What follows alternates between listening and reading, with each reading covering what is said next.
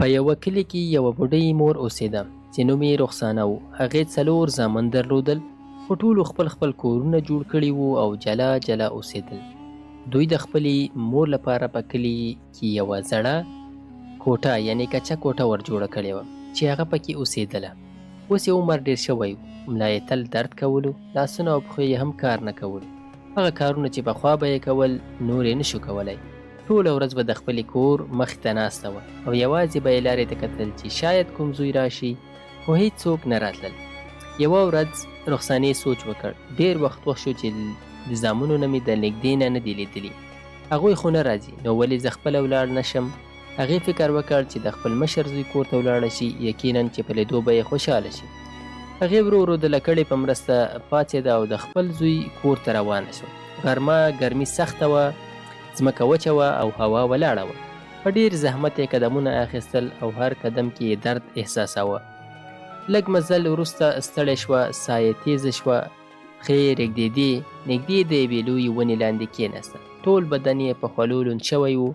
ورو یې په خپلو زنګانونو باندې لاسونه ونیول او ویې ویل، بس لږ نور، بیا به د خپل زوی کور ته ورسېږم. د هغې په سترګو کې هیله وه چې زوی به یې وویني او په غېږ کې به یې ونیسي. لږه دمه وروسته بیا پورته شوه او خپل سفر ته یې دوام ورکړ. 2 ساعته وروسته یې ستونی وچ شو، شونډې یې وچې شوې، سخته تنده پرې راغله. ناڅاپه یې یو کور ولید. ورو ورو تر انګړ یې ورته وویل چې تږې شوی یم، لږې اوبه راکړئ. له کور نه یوې ښځه راووته، سمدستي یې اوبه ورته راوړې. هغې ورته وویل چې په دې ګرمۍ کې چېرته ځې؟ رخسانې اوبه وڅښلې، لږه ساه یې سمه شوه. بیا یې وویل، د خپل زوی کور ته ځم، ناروغه یم، فکر مې وکړ څو ورځې ورسره واوسم. ښځې په اندېښنه وویل، ولې یوازې؟ څوک درسره نشته؟ رخسانې یوازې مسکی شوه، ځواب یې درلود خو ویې نشو ویلی. وروسته بیا روانه شوه. ماښام شو او بالاخره د خپل مشر زوی کور ته ورسېد. دروازه یې وټکوله، ناوې بهر راغله. د هغې په لیدو یې مخ بدل شو، خو بیا یې جالي مسکا وکړه. اما یوازې راغلې، موږ ته به دې خبر راکړی و، موږ به درپسې درغلي وو. رخسانې ورو وویل، لورې ناروغه یم، غوښتل مې څو ورځې دلته پاتې شم. ناوې دننه لاړه او له خپل میړه سره یې خبرې وکړې. دواړه خوشحال نه وو، خو بیا یې بې دلیله ومنل. ورځې تېرېدې، خو زوی تل بوخت و، د مور تر څنګ کېناستو ته یې وخت نه درلود. رخسانه به دروازې ته ناسته وه، هر غږ ته به یې کتل، خو زوی به یې نه راتلو. ناوې هم پروا نه کوله، نه یې پوښتنه کوله، نه یې وخت پر وخت خواړه ورکول. یوه ورځ یې ټوله ورځ ډوډۍ ورنه کړه. رخسانه په پخلنځي کې ولاړه وه او ویې ویل، لورې که څه ډوډۍ وي راکړه. ناوې وویل، خپله یې پخه کړه، زه ډېره بوخته یم.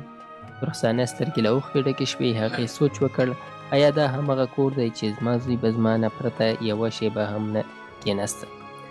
څو ورځې وروسته زوی راغی او ویې ویل، احمد ته ولې د بل لور کور ته نه ځې؟ هغوی به ښه خیال درنه وساتي. د هغې زړه مات شو، خو ویل، ښه ده زوی. سبا یې خپل کڅوړه واخیسته او د دویم زوی کور ته روانه شوه. دویم او دریم زامن هم هماغسې چلند کولو، بې پروایي، یوازیتوب، لوږه او بې احترامي. بالاخره رخسانه له ټولو نا امیده شوه. خو کله چې د 4م زوی کور ته ورسېده، یو کوچنی غریب خو د مینې ډک کور و. هلته هر څه بدل شو. زوی یې په ژړا سره د مور پښې ونیولې. اما ولې مخکې نه راغلې؟ ناوې یې په مینه غېږه ورکړه، اوبه یې ورکړې او ویې ویل، اما راشه، تاسو ډېرې کمزوري شوي یاست. کور کې څه ډېر نه و، خو مینه ډېره وه. ګرمه ډوډۍ وه، د لمسي خندا وه او د احترام فضا وه. رخسانه په همغه کور کې خوشحاله شوه، څو عمر خپل کار کاوه. یوه ورځ ناروغه شوه او بستر ته ولوېده. د ژوند په وروستیو شېبو کې یې خپل زوی ته وویل، زوی، زما له مرګه وروسته د زاړه کور په ځمکه کې یو صندوق ښخ دی. په هغه کې سره زر، ګاڼې او زما ټوله شتمني ده. ما تاسو 4 واړه وازمویل، ته بریالی شوې. هغې ورو ورو سترګې پټې کړې او په سکون لاړه. وروسته زوی صندوق وموند، خو هغه پوه شوه چې اصلي خزانه دا نه وه. اصلي خزانه د مور مینه وه. هغه له دې شتمنۍ نه د خلکو مرسته وکړه، خپل کور یې جوړ کړ او د خپلې مور نصیحت یې ژوندی وساته. نور وروڼه چې خبر شول راغلل، خو ډېر ناوخته وو او هغوی پښیمانه شول.